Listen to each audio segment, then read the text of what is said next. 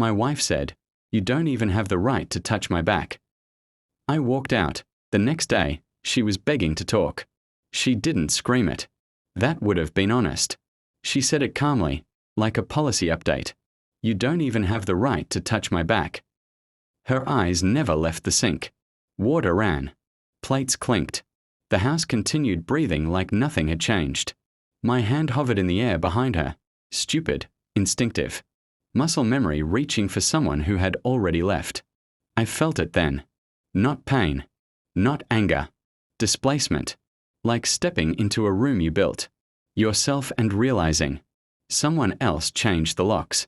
I pulled my hand back. Slowly. As if speed might offend her further. "Okay," I said. That was it. No argument.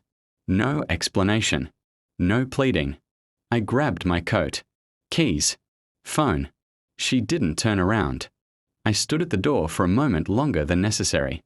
A test, maybe. To see if she would stop me. To see if any part of this was a bluff. Nothing. Outside, the air was colder than it should have been. Or maybe I just noticed it more.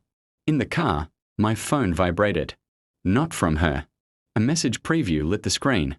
Her name at the top of someone else's thread. Not sent to me. I didn't open it. I didn't need to. Some truths don't arrive loudly. They slip in quietly and rearrange your spine. I drove. No destination. Just movement. Because staying still would have meant admitting something had ended. By the time the sun came up, I already knew. I just hadn't proven it yet. The next morning, she called. Not once. 7 times. Voicemails stacked like apologies she hadn't rehearsed enough to mean. "I think we should talk." "Please don't do this. You're misunderstanding everything." Misunderstanding is such a gentle word for betrayal. I didn't answer. Instead, I replayed moments I'd filed away as nothing. Her phone face down. The way she flinched when I touched her, like contact was a liability. The sudden privacy. The sudden distance. The sudden authority in her voice, like she'd been promoted somewhere else. There was a man-shaped absence in our marriage. I just hadn't named it. By noon, she showed up at my office. She stood in the lobby like a woman waiting for permission to exist. Hair undone. Eyes swollen. The performance was careful, fragile but not desperate. "Not yet." "I didn't mean it like that," she said when I finally stepped outside. "Like what?" I asked. She hesitated.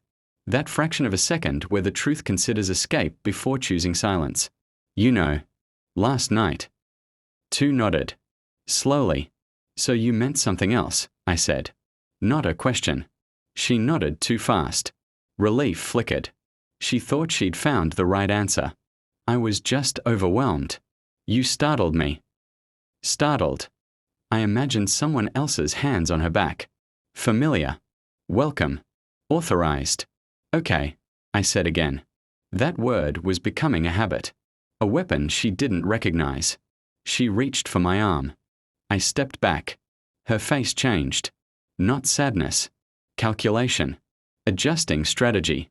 "Please," she said. "Let's just talk tonight." Tonight. The future she still assumed she had access to. I nodded. I already knew I wouldn't be there. I didn't confront her. That would have been inefficient. I watched. Patterns reveal themselves when you stop demanding explanations. Her location history told stories she hadn't. Late meetings. Short stops. Long silences. I pulled phone records. Not messages. Timing. Frequency. Ritual. One number stood out. Always late. Always brief. Always after our house went quiet. I memorized it. I checked our bank statements. A hotel charge disguised as a restaurant.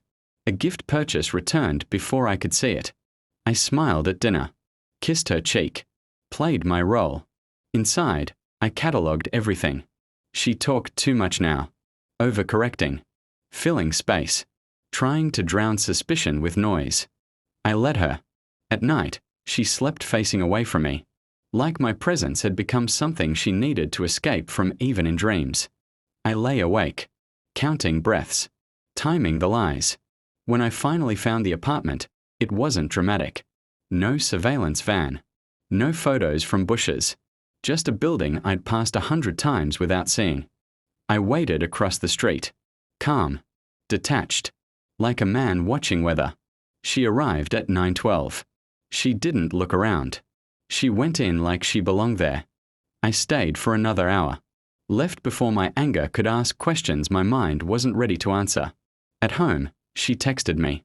Stuck at work. Don't wait up. I didn't reply. I booked the test the next morning. Not because I needed it. Because I wanted precision. The envelope was thin.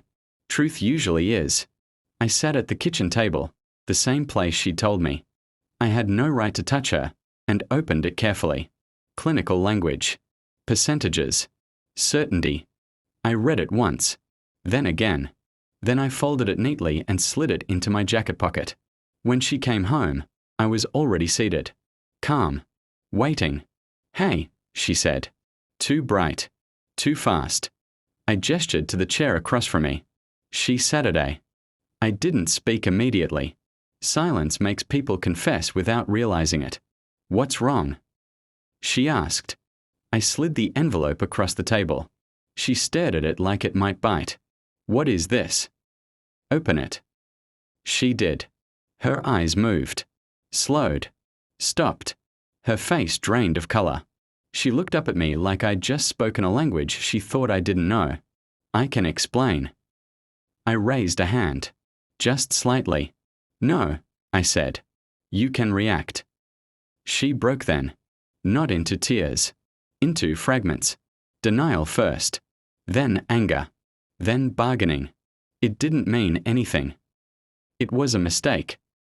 You weren't supposed to find out like this. Like this. I watched her carefully. This was the woman who'd taken something sacred and treated it like a scheduling conflict. When she finally cried, it sounded foreign. Like she was borrowing someone else's grief. I felt nothing. That scared her most.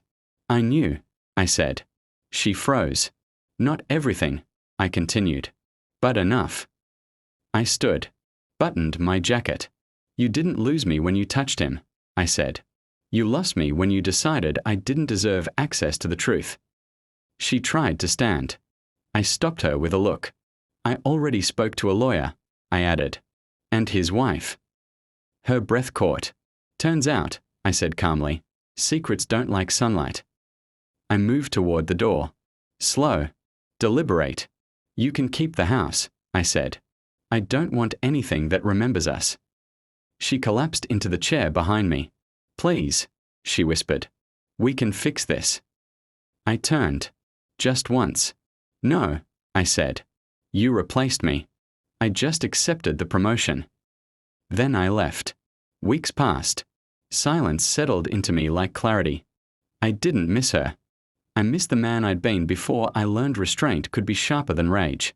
People asked questions. I gave none. Some endings don't need witnesses.